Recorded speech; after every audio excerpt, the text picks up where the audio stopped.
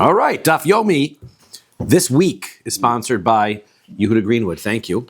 B'zchus refuah shlema for Bailey Yentl Bas Chaya Rachel. And we are... Which is Shmuel's mother. Shmuel's mother, okay. It's good to know. So this is... we are from the wide lines, 2 lines up from the wide lines, last word in the line, Rivos. We were going through each word of the Brisa, and the Brisa had quoted each word of the Pasuk, and had explained that this is referring to a specific type of argument that a Zakin Mamri could be arguing with a Beis Din that could get him killed. And then we had Rabbi Yehuda's position that each of the arguments had to do with kares.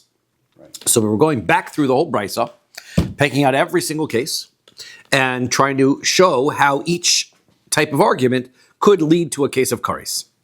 We are up to Rivos, Zuhashkas Sota, Barifas ha'egla, Bataras mitzora. Rivos, the word Rivos in the pasuk, refers to arguments, which relates to the drinking of the sota waters, the breaking of the calf's neck, the egla rufa, and also purifying somebody who has tsaras. How do these things have to do with kares? So, hashkas sota beplukta Rabbi Eliezer Rabbi Yeshua. So the drinking of the water of the sota has to do with the argument of Rabbi Eliezer and Yeshua. The Tanan, we learned in Mishnah. Hamakane liishto, somebody who warns his wife. Rabbi Eliezer Omer, Makane al pishnayim. Rabbi Eliezer says, you need 2 witnesses to witness the warning. He has to say to his wife, I don't want you to be alone with that guy anymore.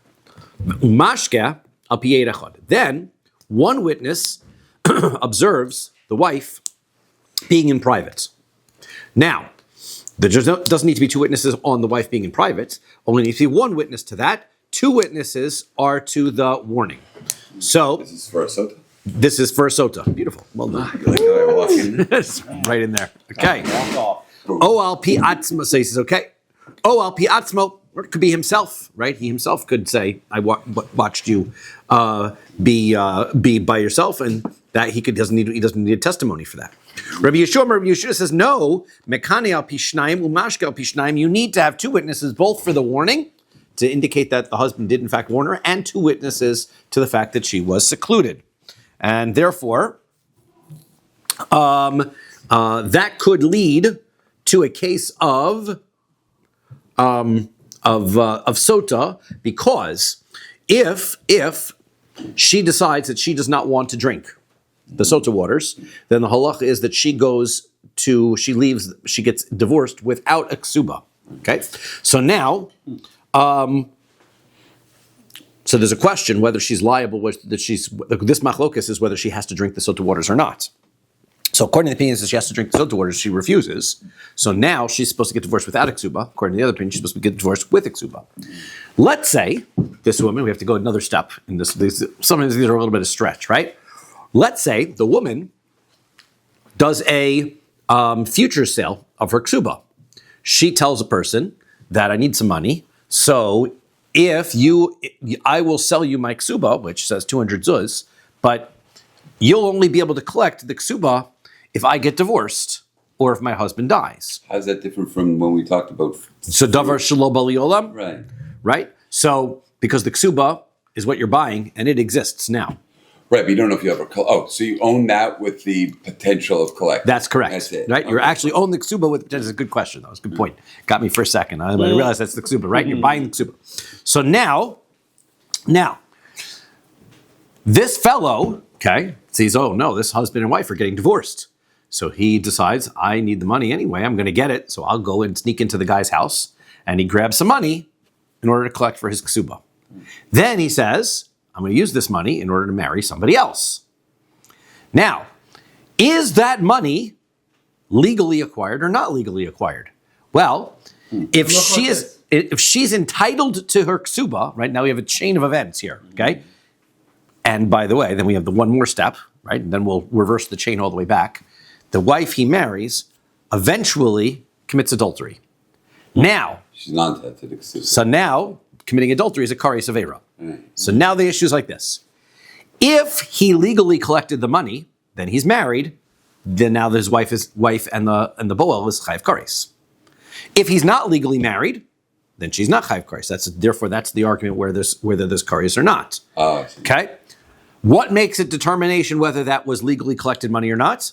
Whether the woman was entitled to her ksuba or not.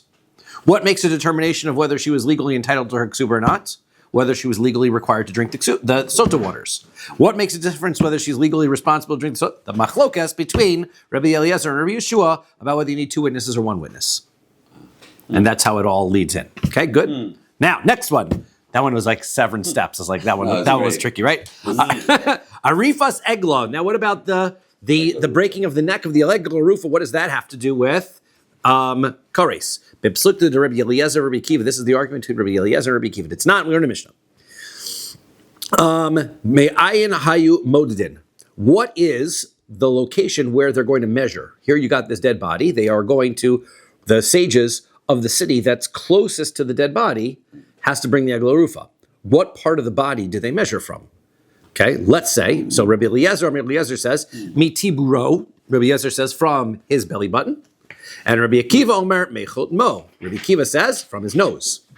Now, and Rabbi Eliezer ben Yaakov Omer mimakom shenasa cholal mitzavaro. So he says, and Rabbi Eliezer ben Yaakov says from the place that he got killed, and he was made a corpse from his neck, right? Meaning from his neck. That's where he became a corpse. So the bottom line is, here's this body lying incredibly centered between 2 towns, and it makes a practical difference which measurement you take. According to one measurement, you're going to go this way to this town. According to this measure, you go to this town. Well, the sages of that town held like Rabbi Akiva. The sages of that town held like Rabbi Eliezer, and so they measured differently, and each one thought they're supposed to be the ones who bring the egla rufa. Okay? Now, let's say, right, they get this egla rufa. The halacha is that an egla rufa is aser behana. You cannot get any benefit from the egla rufa. The real egla rufa, you can't get any benefit from. Here comes this guy, and he buys the egla rufa, or he acquires the egla rufa somehow, and he now, if it is the egla rufa, he can't get any benefit from it. But if it's not the egla rufa, he just bought himself some animal food, and he takes it and uses it to be mekadesh a woman. Now he's mekadesh a woman. Is he married to that woman or not? Depending on whether the egla rufa is a valid egla rufa or not. But he gave the woman an egla rufa as a yeah, that sounds like what he's doing, right? Yes, yes, exactly. So he gives that. It's very romantic. Very romantic. This should be a symbol of our love. Here's a broken calf neck, whatever. And so say no anyway. She's okay. So now, depending on whether they did the proper measurement or they did the inappropriate measurement, determines whether or not this is an egla rufa. Whether or not this is an egla rufa depends on whether this man owns this meat, and whether or not this man owns the meat depends on whether this woman is married. And whether this woman is married makes it dependent on whether she committed adultery, which makes a difference on whether or not they're chayav kares. Good enough. Okay. Next one, taras mitzora. The purification of somebody who's tzaras. That's bepluked to Rabbi Shimon v'Rabbanan. This is the argument between Rabbi Shimon and the Rabbanan. It's not as learned in Mishnah. Ein lo bohen yad, bohen regel, ozen yemanis. It says in the Torah that the process for purifying a mitzora is that you take the blood from the sacrifice and you smear it on his right thumb, on his right big toe, and on his right ear. Okay? What happens if you've got a person who does not have a thumb or a big toe or an ear? So ein lo Tara olamis, right? So that's the Rabbanan say, nothing that you can do, right? Can't get pure. Torah says you need a thumb. You don't have a thumb. Too bad. Rabbi Eliezer says, no selo al mekomo v'yotze.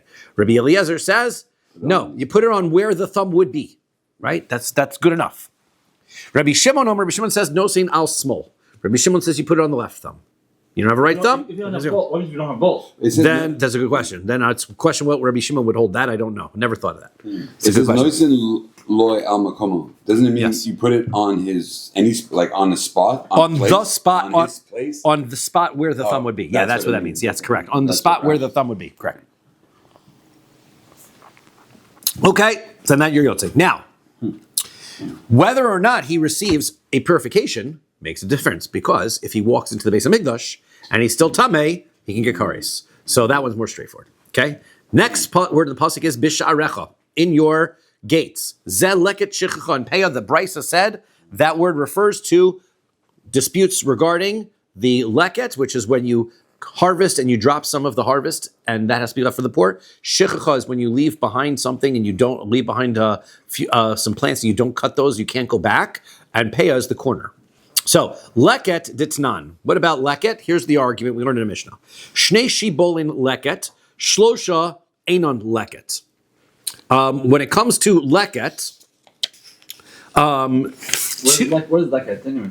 Leket is the is when you cut the leket versus shechacha. Leket is when you cut the wheat and you drop it, right, and then it falls out of your hand. You don't go back and get it again. A poor person can pick it up. And a poor person can pick it up. That's correct. Okay, so That's your action. okay, you can't pick them up. Okay, that's lekets. So you can't pick them up. So now. So if he drops two of them, that's leket. If he drops three of them, then that's just butterfingers, and you can pick it up. And a chazaka. That's not a chazaka, right? But he dropped three of them, so then that's not going to be leket. So you can pick it up and Okay, yes, and so you can pick it up and pick right. So if he's holding the whole basket, and he just drops all of his stuff, he can pick that up, right? That's not the same thing as leket. Okay, same thing when it comes to shichacha. Shnei omrin shichacha, shosha ina shichacha. If you walk by and you leave two, bunches of the grain, that's shichacha. Three is not. And valkulon beishamay orim sholosh laani ve'arba l'bal bais. And on all of those, beishamay says no. Three still belongs to the poor person, and four goes to the owner. So now, what difference does it make? Because now the poor person picks it up. Mm-hmm. Whose is it? Does it belong to the poor person or does it not belong to the poor person? The poor person. Well, it's subject to the argument. Beis Shammai says, now he dropped three of them. According to Beis Shammai, that still belongs to the poor person. According to the Tanakama, that belongs to the owner. Right. And so now the owner picks it back up and he gets married. Uses this and says, here, this is my wedding bed. But usually this situation we usually hold by the Tanakama, no? We do, yes. But we're just giving as an example of an argument that could exist that will end up making a difference for kares, right? If a Zaken Mamre got into an argument with Beis Din on this subject, right, that could be one that a Zaken Mamre could die from by not backing down. Okay, that's that argument. Peah. Now about the case of Peah. Beplukted Rabbi Yishmael v'Rabbanan. This is the argument between Rabbi Yishmael and the Rabbanan. Ditnan, we learned in the Mishnah. Mitzvah's Peah. The mitzvah of Peah is lahafrish min hakama. You're supposed to leave section standing, not harvested at all. You're supposed to not touch that corner of the field. Lo hifrish min hakama. Let's say you forgot, you didn't realize, and you harvested the whole thing. Yafrish min ha'omrin. Then you can separate it from the bundles, the sheaves. Lo hifrish min ha'omrin. If he didn't from the omrin, he doesn't do it from the sheaves. Yafrish min ha'kri. Then once they pile all the grain up, he can take peah from that. Ad shelo miricho. Until they don't get to the stage where you've got a smooth bundle, well, you got a smooth, I guess where the kernels are there, and you got a smooth. At that point, you have an issue. At that point, it's chayev in truma and meiser and all of those things. So now, once it's chayev in truma and meiser, a poor person who collects peah presumes a poor person doesn't have to give truma and meisers on peah. So up until that point, he's going to collect his peah. He doesn't have to give trumas and meisers. Now that it's in this pile. If he gives it to a poor person for peah, so then the poor person is not going to take trumas and meisers, and that's going to be a problem. So rather, once he gets to this miricho, meiser, ma'aser v'nosein lo, he's got to take off the trumas and meisers, and then he's got to give it to the poor person first. But he loses. He has to wind up giving. I guess he's giving pre-tithed produce to this poor person now. Right. That's what the first opinion is. Mishum Rabbi Yishmael Omru, in the name of Rabbi Yishmael, they said af mafrish mina isa. That you, even if you go all the way until you get to kneading it into dough, you can still give that as peah to a poor person. So now, whether you're obligated to give for a poor person from all the way into the state of dough makes a difference about whether or not this a poor person who takes this dough is able to take it, and whether he can then use the dough, it becomes his, when then he can use it to marry a woman, and then we can determine whether it's really his wife, and then it could be really adultery, and then we have kares again. Okay. So wait, all this whole machlokes goes back to whether it's chayiv misa for a zakein Mamre. Correct. Right. And but these are like, okay, I get the cases why, but they're offshoots. They're not likely cases. So this was really, it's all started as what seems to me, when I see this Gemara, it all starts with a challenge. I think that it really is just a challenge, right? Like, can you because make cases Rabbi Yehuda, that was exactly right. Rabbi Yehuda says that every case has to be kares. Right. To which they took and said, we just had this Bryson that listed all these cases. Most of those cases don't have anything to do with kares. Right. And he said, yep, sure they do. Rava says, was asked originally. Ray says, I can tell you how every one of those cases is a case of kares. Right. Like, and that was, we did this for a page for a number and a half. From this Gemara, it was a real challenge for you as well. Yeah, no, it was a challenge. 'Cause I have to think about how each, because half of the connection back to kares is not really listed, Like right? the right side, like the grandmother, grandfather. Yeah, that one was also. Okay, good. Gimel Bate Dinin. Now, back into the Bryce, it tells us there are 3 Beis-Dins in Yerushalayim, right? We had one by the outer opening of the courtyard, one with the opening to the Azara for the basement, and the one in the Lishkas Agasis. Amar of Kahana, Amar Hu Omer Mi Pia Shmua. So let's say this Zakin Mamri shows up and he says, I have a tradition from my Rebbe. Vehein Omrin Mi Pia Shmua. And the answer back is that we have a different tradition from our Rebbe. Eino Nerag, then he can't get killed for that. He's giving a tradition. He's not arguing and disagreeing with them. He is just saying my tradition. Right? He doesn't have to give up his tradition. Hu Omer Kach Hu Be'enai. He says, this is my own logic. Vehein Omrin Kach Hu Be'enenu. And they say, well, this is our logic. Eino Nerag can't get killed for that either. That's just a difference of philosophy, of logic.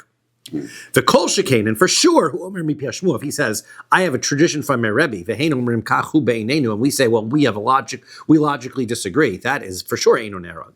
Eino nerag ad sheyomer kachu be'einai, the only time the Zakin Mamri can get killed is if he says, this is what's logical to me, v'hein omrim, and they say, mi pi hashmua, and they say, but we have a tradition. Now, his logic is trumping the accepted Jewish tradition, right? They say, well, we know tefillin has 4 parshios. And he says, no, I think it should have 5. That's what I think, right? Well, nice that you think that, but now he has to go with because they have the tradition. His logic can't beat the tradition. Okay? Teda, you should know that. Sharei lo hargu es Akavya ben Mehalalel. You need to know that because Akavya ben Mehalalel never got killed, right? And there's a Mishnah in Edios that talks about how Akavya ben Mehalalel was the minority viewpoint in an argument with the Rabbanan, and he never gave in. And then the way that story goes, it was kind of an interesting story because he told his son not to follow his opinion. He says, even though, right, I'm allowed to follow my opinion because I heard it from my Rebbe, but you shouldn't follow me because the majority goes against me. So I kept my opinion because that was what my Rebbe said. Wouldn't that be hypocritical though?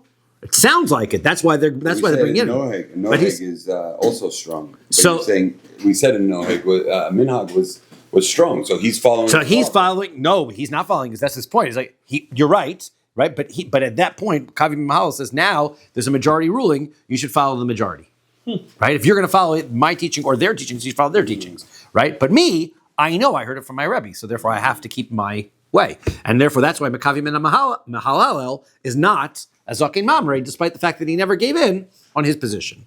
Rabbi Elazar says, "Afilu hu omer b'pia shmua v'hein omrim kachu be'einenu nerag." Rabbi Elazar says, "No, not so." He says, even if he says this is what comes from my Rebbe, and they say no, our logic is different, he gets killed for that. Because the problem isn't that he's just being rebellious. The problem is also you don't want multiple versions of tradition in Kahal Yisrael. So he can't hold on to his direct lineage from his Rebbe if everybody else is saying it's not that way. Then you're going to say, okay, well then, how come they didn't kill Akavya ben Mahalal for his rebelliousness?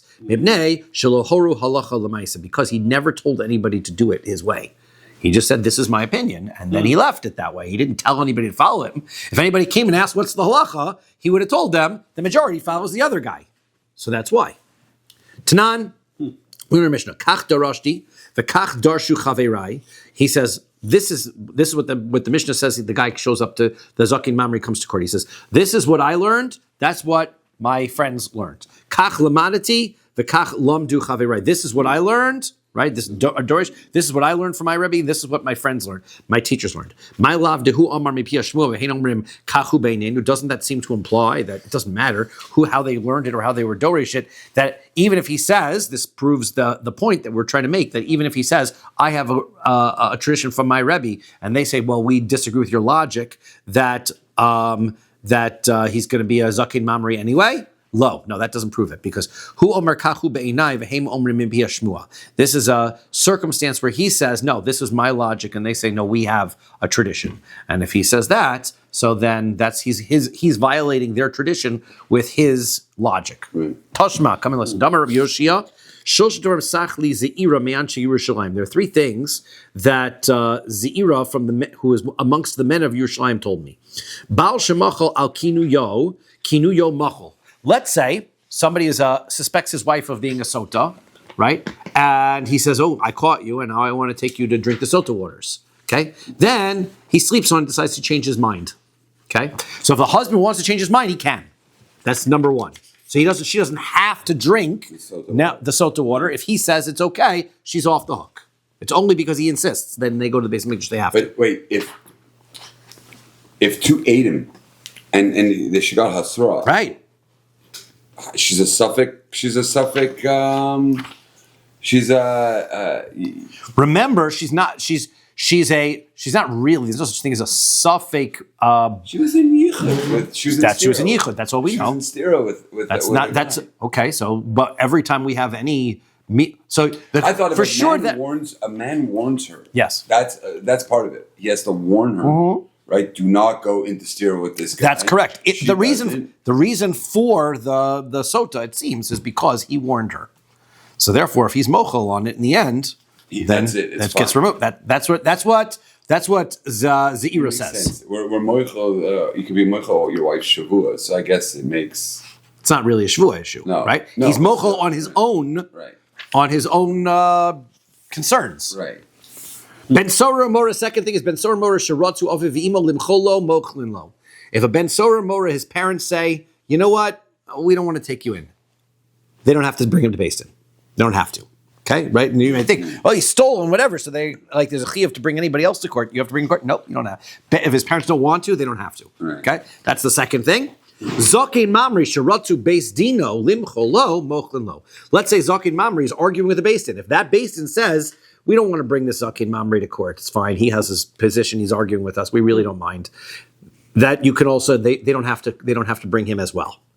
But ukeshabati etzo chaverai shebedorm. When I went to my friends who were in the south, al shnaim hoduli about two of them they agreed with me. Al Zakin Mamri lo hoduli, but they did not agree with me about the Zakin Mamri. The Beis Din has no right to let the Zakin Mamri who's arguing off the hook. Why? Because that way that won't be an argument. So that's a tiyufta that goes against Rav Kahana. Right? Because the argument says the problem is the argument. It's irrelevant what the source of his argument. Even if he says from my Rebbe and they say it's my own logic, you clearly see the issue is the argument that they're trying to get rid of, and so therefore it follows that halacha. I was going to say one thing. It's very interesting. As you see in Bava Machteres, a father who's breaking into your house, you cannot attack him. Yeah. Why? Because you know for sure. He's not going to kill the son. He's not going to kill the son. So then you have this Ben Sara Mara. Yep. Where the son... Remember, we said that's why it's never happened. Right, it's never happened. Right. No, I was just going to say, you hear that, like... When they mention that the woman and her husband have to have the same voice, that we don't say that's not the reason it never happened. They all have to have all the things at the same height. Okay. The parent is going to bring their own child in to get killed? Never. That's never going to happen. Right. Trust me, as a principal, I am yet to have the circumstance where a parent comes into my office and says, yes, it was my kid's fault. It's never.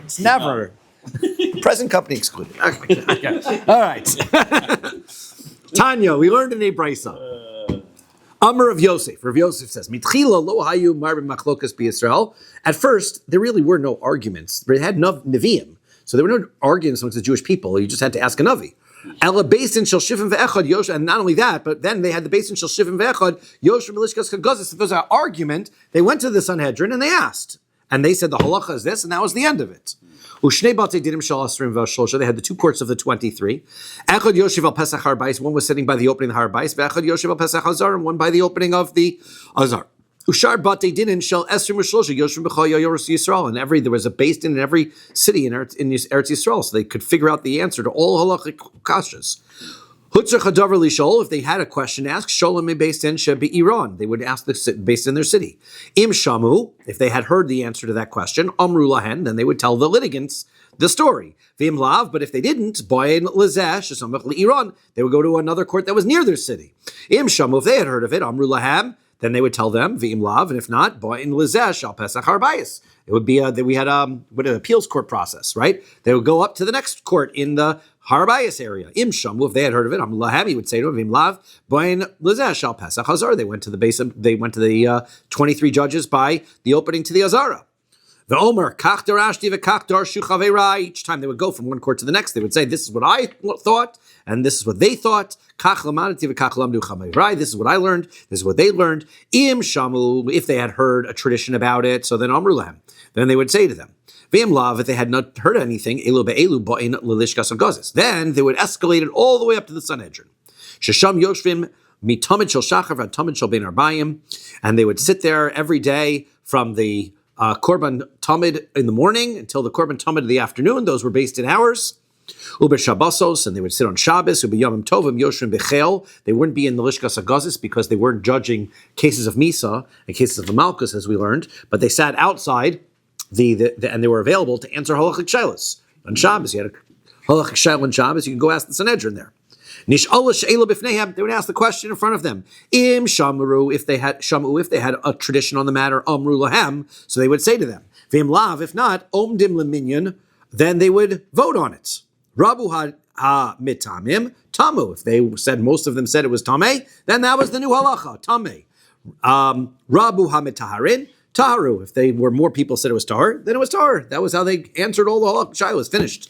Misharabu tamidei Shammai v'Hillel. Now you know whose fault this all is? Those students of Hillel and Shammai. There were a lot of students. Shalosh shamshu kol tzarkon, and they did not study appropriately. They didn't follow Hillel and Shammai appropriately. Rabu machlokas b'Yisrael. That's why you have so many arguments between Beis Shammai and Beis Hillel, because they didn't quite. Shammai and Hillel themselves only disagreed on three things. Right, on three arguments, right? That's correct. There's all three things, and Beis Shammai and Beis Hillel have all these other arguments. This is the source of where Machloka started, and all the Mishnayos all comes from there. V'nasis Torah kishtei Toros, and that is when the Torah became two Toros. That's when it became confusing, right? Misham kosvin v'sholchim b'chol makomos. From there, from the Lishkos, they would write the halachos and they would send it out to every place. Kol mishahu v'shafal berech. That's where they would send out the following declaration: if you're a wise person and you're a humble person, v'das habrios nocha emenu, and people like you, yehei dayan be'iro, then you can get promoted to be a judge in your city. Right? That's like the job description, right? Your job description, very simple job description, was like 17 points, right? Got to be a smart guy, you got to be a humble guy, you got to be a nice guy. Then you can be a judge. And you have to get everyone's respect. And that's right. So Misham Malin also Lahar Bayis. From there, they would promote the best people from the Beis Dins in the cities to the Beis Din in the Har Bayis. Misham Lazara, then you get promoted from that Beis Din to the one in the Azara. Misham Lishkas Hagazis, and then you get promoted to the High Court. Right? We said though that we had extra, right? They needed you needed to be a rav. You needed to have that. You had to be a mumcha. That's right. Yeah. I think that probably is the case for all the 23 judges in any of the courts, right? Because if they were judging Dini Nefashos in any of the courts, they needed. So it could be from a Beis Din of 3 to be promoted up. That would be. Could be for based in from 3 to the 23. You needed to become a So, but there's a nice promotion, an upwards mobility amongst the judges. So shalchu mitam, they sent from over there. Ezehu ben holam haba. What makes somebody get into olam haba? Anvasan, somebody who's humble, v'shafal berech, and of humble spirit is also humility. Shayef ayol, shayef v'nafik. So that means that is he bows down and goes in and bows down and goes out, right? Meaning that he's not overly proud of his wealth, right? I guess walks with the humility. Also, another way of saying that he's a humble. The Goros Bel Raisa Tadira, and he's always learning. Velo Machzik Tivusa Lenafshe, and he doesn't try to get the best for himself more than he needs. Yavu Be Rabbanan Enaihun Barav Ula Bar Abba, and all the rabbis, when they were talking about these things about what makes a great person, they took a look and there was Rav Ula Bar Abba, and they said that's the guy who symbolizes these characteristics the most. All right. Next, Chazar Li'iru V'Shana. Now, next thing that happens with the Zakim Mamre, he goes back to a city and he keeps teaching the thing that he's not supposed to be teaching. Tana Rabbanim. Enu chayav had sheyaseh kahuraso. He's not liable until he acts and does what he taught. O sheyora lachirim, or he tells somebody else to act based on his false halacha. V'yasu kahuraso, and they listen. So bishlama yora lachirim, I understand if he teaches somebody else, v'yasu kahuraso, and they do what he says, meikara lav bar katalahu v'hashta bar katalahu. So I understand. At first he isn't somebody who should get killed, because all he was doing was arguing with people. Now, somebody did it. Now he gets Misa. So I understand how he changes and becomes Chayv Misa. Ella, Shiyasek Horaso, if he's going to do his own way, so Meikar Nami Bar Katolahu. So why did they have to go through the whole process? Ultimately, he did the wrong thing from the beginning. He was always doing the wrong thing. He was following his own way. So, Ha-tina checha de'ori bechelev v'dam de'meikar la bar katolahu v'hashta bar katolahu. Okay, fine. Let's say the Avera that he was doing was a losase. He was eating forbidden fats, or he was eating blood, and he thought that that was permitted, and now he goes and he argues it, and comes out that it's not. So before, he was only chayev lashes for doing the Avera, but now that he's a Zakin Mamri, now he's chayev Misa. Okay, that makes sense. Elahecha de'ori b'chayve misos based in meikar and nami bar katalu. What happens if the Avera that they're arguing about is something that he would have been chayev Misa for anyway, right? He is, I don't know, he thinks that this murder is mutter. Right? So he murdered somebody. Ultimately, he's chayiv misa. What different? Why do we have to go through the process of making him a zakin mamre when he did the avera before anything happened? He should get chayiv misa for that anyway. In case he taught other people, I'm assuming. So that was what we said was number one. But then we said, but even if he acts himself and does it, but if he did the isser that's chayiv misa, so why does he have to become a zakin mamre to kill him? He should be chayiv misa without being a zakin mamre. Because he himself has to do it. So the answer is, Meikar by Hasra, Hashta lo by Hasra. You know what changed? If you did the Avera to be Chayav Misa, you needed a warning. Now that he's Zakin Mamri, there's no warning necessary. You're already involved in this whole process. Right. No Zakin, that's what changed, right? Mesis de lo by Hasra. What happens if the Avera that they're arguing about is encouraging others to do idolatry? That we said is there's no need for a warning, right? You can kill a person who's doing that without a warning. So Michael, we're going to say over there. So the answer is Meikar at the beginning. I Amar Taima Mekablinon Mine. The answer is because if we would have asked the guy, why are you thinking that this Avodah Zarah is permissible? And he would have said, well, I'll tell you why I think it's not really Avodah Zarah, it's really this, and it really is something that's it. Okay, then we would have said, fine, you're wrong, but you're not Chayav Misa, right? You're wrong, you made a mistake. But Hashta, but now, Iyamar Taima, even if he says, no, I think I'm right, it doesn't matter anymore. Lo Mekablina, meaning we don't hear his reasoning anymore, because now we already went to Beis Din and we already told you you're wrong, so drop it. So now you can be Chayav Misa for that. I would still figure it'd be more important. I know, even if you committed murder, that he get. Even I know it's easier, but to be killed for being a Zachin Mamre, because somebody could say, well, it's two different opinions. From his city, he would have been mutter, and from our city, he wouldn't. By being killed for being a Zachin Mamre, you're saying it's no. Not relevant whether he thinks whether it's mutter or not. He's on trial. Right. If you're the guy on trial, you don't get to say, I think I did okay. No, like you were saying about Hillel and Shammai. So somebody from Hillel comes to the area of Beis Shammai and they get killed they're considered a mamzer, but on the other side you're not, right? Like on the other side of the camp. So by being called a Zachin right, but by being killed for being a Zachin Mamre, you're saying no. There's our opinion trumps that opinion. There is no other opinion. Isn't that what you're saying? That's old. Yes, but remember that in the first place, there's only the Zakin Mamre is already arguing with his own individual cities based in. Right. Nobody ever agreed with him.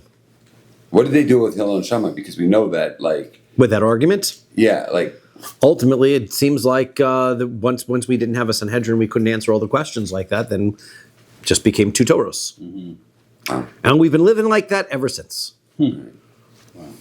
Okay, next Mishnah. Chomer b'divrei sofer b'divrei Torah. There's a stringency when it comes to a Zakin Mamre, and this is going to go according to the opinion. Remember, we had one opinion that said that a Zakin Mamre could even be a Zakin Mamre if they argue in even a Durabanan, right? Because the issue is the argument. This is not all three opinions. We had a different opinion. One said that it had to be Kares, one had to be something that was written in the Torah. Okay, so he says, something that is rabbinic in origin, right? That the Chamim are Doresh can be more serious than something that's in the Torah. For example, Ha'omer ain't tefillin kedei lavor al divrei Torah. Right? Let's say this person says there's no tefillin, right? There's no such thing. So, and he's, by doing so, he is violating a Torah requirement of putting on tefillin, putter. Under that circumstance, he doesn't get misa because... If you're getting an Avera for listening to the other person who said... Well, nobody's going to listen to him. That's the point, right? You can't say there's no tefillin, nobody's listening to him, and even if somebody does, they're the ones that are the fools, because you just open the Chumash and it says there's tefillin. Right? So it's not going to get you killed. Mm-hmm. However, if he says chamesh totafos, if he says, there are 5 boxes that go into that little tefillin there, that doesn't say anything about that in the Torah. So maybe that already is more. So the Hosef al divrei sofrim, now he's arguing with the rabbinic tradition, he'd be chayiv. He's going to become a Zakim Mamre over that. Says the Gemara, Rabbi Elazar, Amar Rabbi Oshaya. Rabbi Elazar said in Rabbi Oshaya, Eno chayiv El al davar she'ikaro midivrei Torah upershu midivrei sofrim. This is Rabbi Oshaya's a position was that the only way for you to be chayav, to be a Zakin Mamre, is if the main portion of what you're teaching comes from the Torah, but the explanation of it is rabbinic. V'yesh bo lahosef. And not only that, but you could potentially add on to what the Torah says. V'im hosef goreya, and if you add on, you're actually ruining it. Okay? Baal Tosef. Baal Tosef, that's correct. But what about Baal Tigra? Somebody says there's... if he says to remove something, it doesn't say... Like this is that Rabbi Oshaya is suggesting that that you're only chayav for Zakin Mamre in the case where it's a Baal Tosef issue. That's what he sounds like he's saying, right? Yep, that has to be a Baal Tosef issue. But there is an Avera. There is Baal Tigra. Correct, but I guess that doesn't make you a Zakin Mamre according to Rabbi Oshaya, right? So, and the Ein Lanu, we have no examples of Baal Tosef except El Tefillin. That's according to Tefillin, Aliba de Rabbi Yehuda. That is according to, sorry, that's the next part. Ein Lanu El Tefillin. That only goes according to, Tefillin is the only one. It's the only one that if you add something on, the Tefillin become puzzle. No other Averas like that, adding on something and then it ruins the entire thing. Before you think about it, the Gemara is going to. So you can start thinking about it. We'll see if you come up with ones. Okay. How about, I was going to say about a lulav. Well, that's coming up. Aliba de yes. Aliba de Rabbi Yehuda. See, I knew he was going to do that. That's why I told him, don't say it. It's coming up. Okay. Aliba, to give him a couple of seconds, he's going to come up with tzitzis. Aliba de Rabbi Yehuda. So this is according to Rabbi Yehuda. This is all according to Rabbi Yehuda. He says that a Zakin Mamre has to be somebody that this is the main portion of what he's arguing on is from the Torah, and the rest is Durabanan. Well, the question is, as Brian said, what about lulav? Deikaro midivrei Torah. The Torah tells us about lulav. Uperusha midivrei sofrim, and the explanation of what those 4 minim are is from the Ranan. V'yesh bo lahosif, and you could add on a 5th one. V'im hosif, and if you do add on goreya, then you are ruining your dalaminim because it's no longer dalaminim because you've got something else in there. So belulav my seviralon. 1 second. What circumstance could lulav be a problem? E seviralon de lulav ein tzarich eged. So the question, first of all, is when I take my arba minim, do I have to bundle them together? At least 3 out of the 4, right? Yes, or does get bundled together. Do I have an obligation to bundle them together? Right? So let's say I don't have to. Let's say I could pick up a lulav, I could pick up the aravos and pick up the hadassim, and just hold them down, I have to tie them together. Okay, so hayluchudekai v'hayluchudekai. So now you're going to say, now I'm going to add on, and I'm going to add on a dandelion. So take the dandelion, just hold it together. Oh, how does that ruin the other ones? In the end of the day, I'm still holding the arba minim. I'm also holding a dandelion, right? Nobody says that if I'm wearing a ring, that it ruins my arba minim because now gold is part of my arba minim. That doesn't mean anything. Just because I add something else into it doesn't mean anything. So now v'is virulon. So maybe we hold it tzarich eged. How about a menorah? You light 9 candles instead of 8. That's not in here. It's not going to work because it's not a Torah. Doesn't count. It's also not a Torah obligation. Right. Right. So now, what about what about the tzarech? What about if you hold that lulav is required to be tied up? Okay, so now you have an issue because the only way for me to have it's like I take the bundle of 3 and I tie them up, and then I take my esrog. Now I've got a dalaminim. If I take a dandelion, I tie it into there and I tie it up. Now the bundle is no good because now it's a bundle that has something besides. Now it's a mosif gorea. Okay. If you had the light job, does it make it could usher? So that's what we're discussing. So now, if the requirement is to tie them up by adding the dandelion, now I'm destroying the whole bundle. Well, okay, but now, garua. But now, if it started garua ve'omedu. But here's the question: at what point are you fulfilling the mitzvah of dalaminim? When I pick it up. Well, if I've got a bundle that has a dandelion in it, that's not dalaminim. So if I pick it up, there's no difference between me picking that up and picking up a random plant. There's no avera in picking up a random plant. It's just a random plant. So I'm picking up a thing that's not a dalaminim. Okay, who cares? Why is that an avera? It would only be an avera if I'm picking up something for a mitzvah and then adding in that which is ruining it. Right. Okay? So that doesn't work by lulav. There's no circumstance. You make a bracha batala. That would be. I can make a bracha batala, but that's not baltosif. Right. Okay, what about v'hoika tzitzis? What about tzitzis? Dikar midivrei Torah. The main thing is from the Torah. Upirusho midivrei sofrim. The explanation of what they're supposed to like. That is all rabbinic. V'yesh bo lahosif, and you could add on to tzitzis. Now, what? How so? So the way that what it explains is you take your hole in your garment, and instead of running 4 strings through it, you run 5. Okay, so now v'im hosef gorea. If you add on the 5th string, you've now ruined your tzitzis. Okay, now, but tzitzis my sphirolon. What are we holding like in tzitzis? A sphirolon de kesher elyon lav de oraisa. What about if you hold that you don't really need? According to Rashi here, there's other explanations, Rashi Menachos, but the Rashi here explains this as the upper knot, which is the knot. I would imagine this would actually be a problem. Here's my corner. I've got my hole. Yeah. 1, 2, 3, 4, and now I've got A 5th string. my 5th string. Red. Okay. Okay. That's my 5th string. Now, the knot. This is the upper knot, the first knot on the tzitzis. Mm-hmm. Let's say I don't need to knot my tzitzis. Just running 4 strings through my garment is enough to fulfill my Torah obligation of tzitzis. The string would keep sliding. They would keep sliding out. So therefore, the knot is only, I guess, for convenience purposes, right? But theoretically, if I've got the strings on my tzitzis, I don't need the knots. Okay, so now if you hold that the knot is not necessary, knot is not necessary. So Isran de Kesher Elyon Lav Doraisa. So Hay Lechu Dekai, Hay Lechu Dekai. Then what have you got? You've got 4 strings and just another random string. That doesn't ruin anything. It's just an extra string. I've got the 4 strings. It's not tied together. It doesn't become a unit of any kind.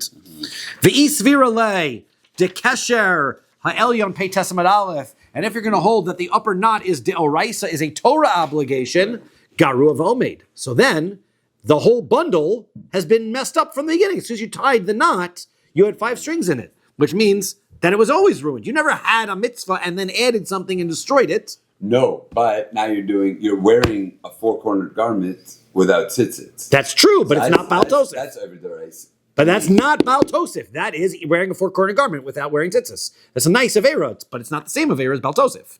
Baltosif is. Well, you're the baltoisif as you said the 5th string. But the 5th string is not my avera here. My avera, you just said, was wearing the tzitzis was wearing a beged without tzitzis. And you're saying right, okay. But I mean, you said that the rights that you're saying that you require a 5th string. Isn't that being baltoisif? If you teach people that you require a 5th string, you're being that's not baltoisif. Teaching is not baltosif. Doing is baltosif. So if you tie 5 strings instead of 4, but if I tie 5 strings. Right, so I'm not over baltosif because what have I done? I've tied basically a nothing onto my tzitzis. If I go tie a metal chain onto my tzitzis, I'm not over baltosif. I just haven't done anything. But if you start passing and you need 5 strings, that wouldn't be considered baltosif. No, baltosif means you have to do something that adds to the mitzvah that now destroys it. And we're trying to figure out what the case is. And you're saying only tefillin. Only tefillin. So ihachi tefillin nami. 1 second. So I don't understand if what you're saying is true. The way you're describing Baltosif, the way I'm explaining Baltosif right now, then tefillin is no better than any other cases. Because i'avid arba bate. Let's say he makes his tefillin and he's got his 4 boxes. Okay, 1, 2, 3, 4. Right? He's got his 4 boxes here. Okay, so that's his 4. So now, then. And then this guy comes along and he says, I have an idea. I'm going to add a 5th. And he adds on the 5th one right here. What do you mean the tefillin would be kosher if he did that? Well, why not? Because what have I got? I've got tefillin with a little thing stuck on the end of it. So what's the big deal? So it's puzzle tefillin. No, it's not. It's just a pair of tefillin with a thing stuck on the end of it. I put the cardboard box on my tefillin. That doesn't make my tefillin puzzle. So why is it Baltosif? That's what they want to know. Good question. Okay, good. So now, if he made 4 boxes, then basically he's got kosher tefillin with another thing stuck on the side of it. And if he made the tefillin with all 5 and then put it on him, so garu avomedu, then the whole tefillin was puzzled from the start. Then he's got a pair of puzzled tefillin. So the answer is hu ha'amar Rabbi Zera. Sorry. So Hamar Reb Zera, it says bias chitzon she'eno roes of your puzzle. He says, you know why this becomes ruined? Because even though this just looks like a pair of tefillin with another little box at the end, this end of the box is supposed to be facing the air outside. And when you add this on, that's what's destroyed the tefillin. It was kosher when it was like this. This was the side of the tefillin. Now that you added on something here, this is not a separate piece. This is now covering the side of the tefillin over here. It actually is stopping this from being a kosher pair of tefillin. That's different. You're actually degrading the tefillin by adding that extra box, that extra piece on. That's what makes tefillin different, and that's why it's the only Baltosif that the Gemara can come up with. Okay, next Mishnah. So Baltosif can never be the Rabban. Like being... You can't do a Baltosif to the Rabbanan, right? It's just Los Hasur Mi Yamin Smol. You have to do whatever the Rabbanan say. That's different. That's a different mitzvah. Right. It's not Baltosif. I mean, that's a mitzvah, right? Yeah. Okay. Ein mamisin oso lo bebeistin she beiro velo bebeistin she beyavna. You cannot kill this Zakin Mamri, not in his Beistin in his city, or in the Beistin in Yavna. Ela malin oso the Beistin hagadol should be Yerushalayim. You got to bring him up to Yerushalayim. Umeshamrin oso ad haregel, and they put him in jail until the next Yom Tov. Umamisin oso beregel, and they kill him on Yontif. Okay, Shenamar Pasuk says, V'chol ha'am yishmeu v'yiro, because the Pasuk says everyone should hear about it and they should fear. V'lo yizidun od, and they will not act willfully anymore. You make a public execution out of them. Divrei Rabbi Akiva, that's what Rabbi Akiva says. Rabbi Huda says, Ein ma'anin esdino shalzeh. That you can't do. You can't. It's like that's torture, right? Put somebody in jail and wait his execution. Can't do that. No death row. Ela mamisin oso miyad. He's supposed to die immediately. V'kozvin v'shochin shluchin b'chol mekomos, and we send letters to everybody so that everybody knows about it. Ish ploni mischayev misa bebeistin, that this person was chayev misa bebeistin. That's what you do. You just send letters. You don't have to wait. Okay, Tanar Rabbanan. Ein mamisin oso lo bebeistin shebeiro. Right, Bryce explanation that gives us a little bit more context. You can't kill him in the Beistin in the city. Below the Beistin should be Yavne, not in the Beistin in Yavne. The Beistin in Yavne was the Sanhedrin that got exiled from Yerushalayim, but they weren't sitting in the Lishkas HaGazis anymore. Not so you couldn't kill him there. Elamaglan also the Beistin HaGadosh Yerushalayim. You had to bring him to the Beistin in Yerushalayim. Umishamrin also ad haregel. You'd keep him there until Yom Tov. Umamisin also beregel, kill him on Yontif. Shenamar, as Pasuk says, v'chol am yishmu v'yiro. Everybody, the whole nation's supposed to be there. They should hear it and they should fear. But why do you like kill them on Yom Tov but not Shabbos? Because you're allowed to do all of those averos, right? Of burning or causing a wound. All of those are fine for ochel nefesh on Yom Tov. You could do those for benefit. Really, it's benefits, like not a benefit, but you can slaughter an animal on Yom Tov. You could light a fire and cook on Yom Tov. So those are malachos that are not asur on Yom Tov. They're only asur on Shabbos. So Divrei Rabbi Akiva says, Amar lo Rabbi Huda says, V'chi namar yiru v'yira'u. It doesn't say that they should see and they should be afraid. It says that they should hear and they should be afraid. lama ma'anin dino shalzeh. So why should we afflict this guy if all we got to do is make sure that everybody hears about it? They don't have to see it. We kill him immediately. And we send the messengers out to everybody. Ish ploni nischayev misa b'beis. Ever this guy was obligated misa in beis din. Tana rabban rabban. Rabat tzrichin hachroza. There are 4 deaths that need to be announced. You have to tell people about this. Hamesis. This is somebody who encourages others to do idolatry. Uben sorer umoreh. And the case of the Ben Sora Mora has to be announced. Zoke Mamre, ve'edim zomim, and also edim zomim. Bekulu, ksiv behu, v'chol ha'am, v'chol Yisrael. In all of those cases, the reason why is because the Torah says the whole nation or all of the Jewish people need to be aware of the Aveira so that they will learn the lessons from that death. Be'edim zomim, ksiv, by edim zomim says, ve'hanish arim.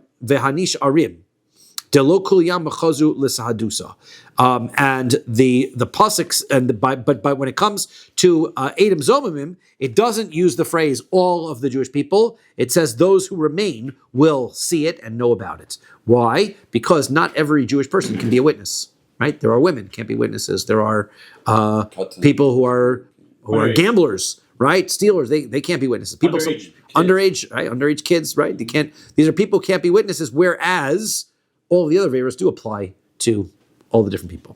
Okay, next. Masnisim, Mishnah says, Navi Sheker, a false prophet. Now that's the next one that gets chenek. False prophet. Hamisnave Mashalo Shama. So somebody who prophesizes that which he never heard. Umashalo Nemar Lo, and that which was not said to him.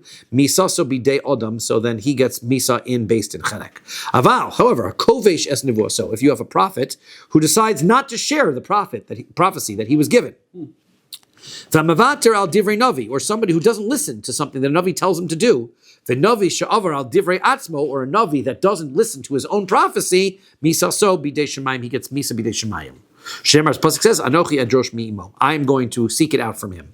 Hamisnavi b'shem avodas kochavim. Somebody gives a prophecy and says it comes from an avodah zara. V'omer kach amra avodas kochavim.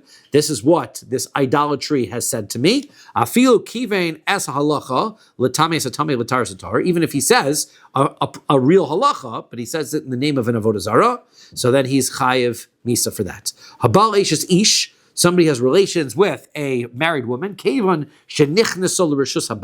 Once she is in the domain of the husband, so then linisuin, so then she gets chenek. The person gets chenek for that. Then she's considered married. Even though they've never had relations, even the husband's never had relations with her, right? You think she's a nara ma'orah, so he said nara ma'orah gets skila. But once she moves into the husband's house, even though they haven't had relations yet, if then she commits adultery at that point, it's chenek. That's the turnover point.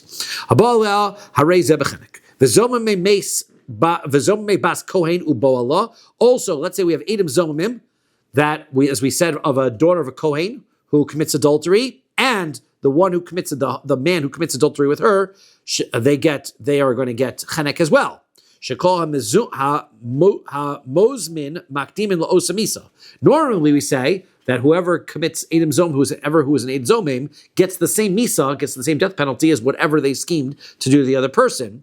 Chutz mizomei bas kohen ubola, but not the bas kohen, not the Zomim of the bas kohen and the one who has relations with her, as we explained, because the pasuk says that they're going to get his right lasos la'achiv to the man, not to the woman.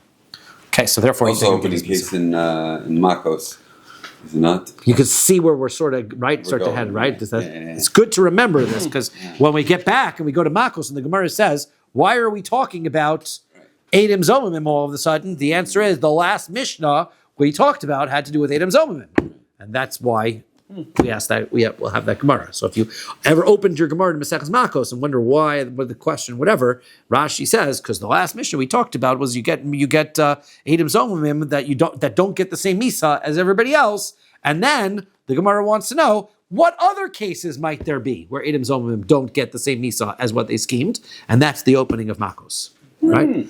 Well, this is Edom Zomim. It's like starting Star Wars in the 4th chapter, and you understand finally at the end, right? I was going to say, but it's... I don't know what Star Wars. Just work backwards. That's They did good, the first 4, 3, and then they went to... That's the explanation, yes. Say some people get my jokes. Okay, so says the Gemara. Yes, in here. Tana Rabbanan, our rabbis learn.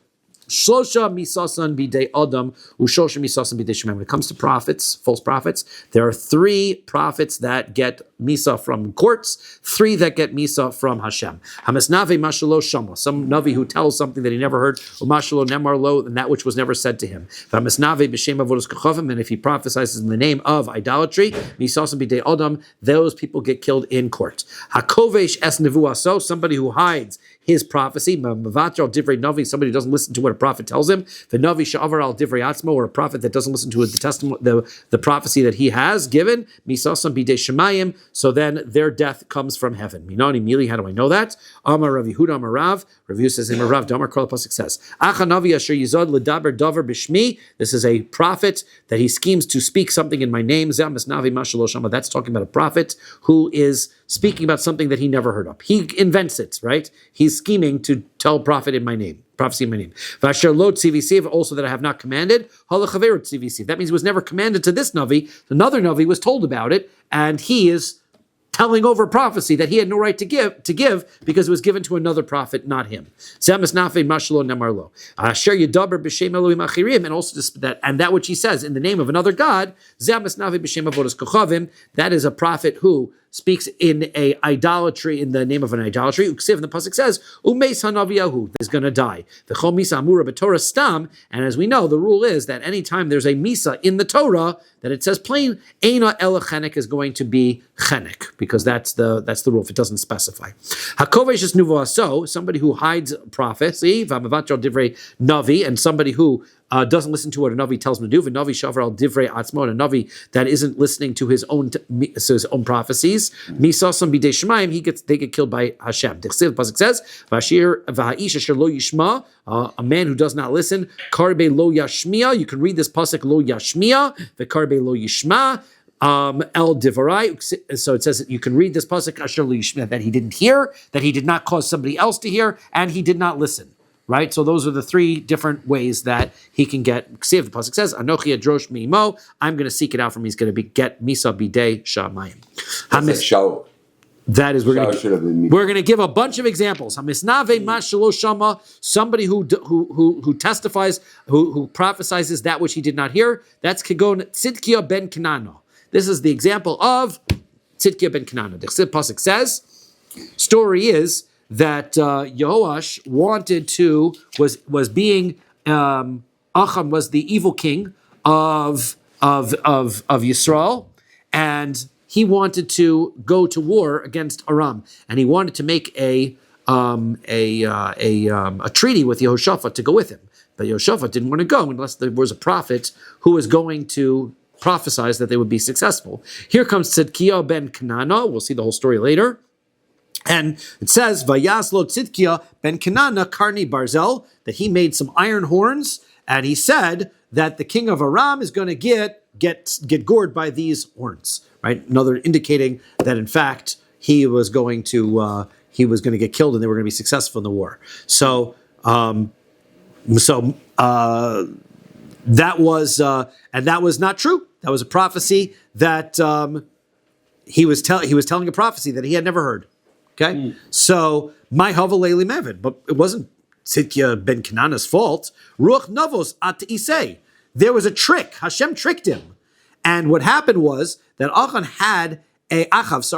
had a neighbor named Novos, and Novos he wanted. Remember, we talked about Achav wanted the field that Novos had, and he schemed and he framed Novos and got him killed so that he could steal his field, which was available then after he died. So Novos wanted to get even with him, and Novos, what he did, came back from the dead, and he didn't come back from the dead, but his spirit came from the dead and tricked Tzidkiah ben Kenana into a false prophecy, so that Achav would go to war with Aram and get killed in the war. And that's why he got tricked. The pasuk says, "Vayomer Hashem said, Mi fates Achav, who wants to trick Achav? V'yal v'yipo beramos Gilad, and he should go up and he will fall in the hills of Gilad. V'yotza haruach, and this spirit came up. V'yamod lifnei Hashem, and stood before Hashem. V'yomer ani avatenu, said, I'll do it. Who was that? V'yomer tifati, he said, go ahead. V'gam tuchal, and you will succeed. Tseva ase kain. So So what is that? What is this spirit coming? He says, Amar Rav Yehuda might say mechitzasi. Hashem said, you can leave my confines, my boundaries, my ruach. Where's the spirit? Amar Rabbi Yochanan ruach shel novos ha'Yisraeli hava. This was novos. His spirit came in order to trick Achav into it. So Hav, the answer is Haval Medak. He should have investigated. We'll stop here and explain how he should have investigated and figured out that he was being tricked by Novos and gave a false prophecy.